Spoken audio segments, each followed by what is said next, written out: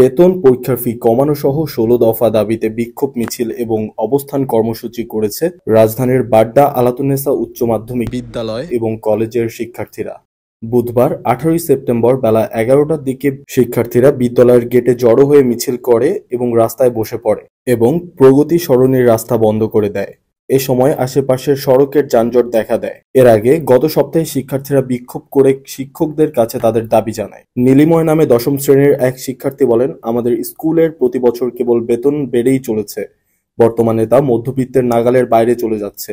নবম শ্রেণীর বেতন বর্তমানে ১৫০০ টাকা এবং দশম শ্রেণীর বেতন ১৭০০ টাকা।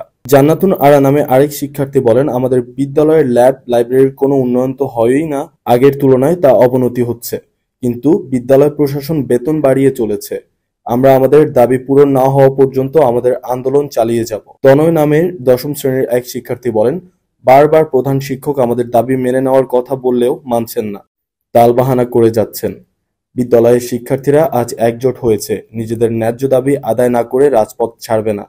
এদিকে দুপুর ১:৩০টার দিকে পুলিশের আহ্বানে সাড়া দিয়ে শিক্ষার্থীরা প্রগতি সরণির মূল সড়ক ছেড়ে পার্শ্ব রাস্তা অবরোধ করে অবস্থান কর্মসূচি পালন করেছে।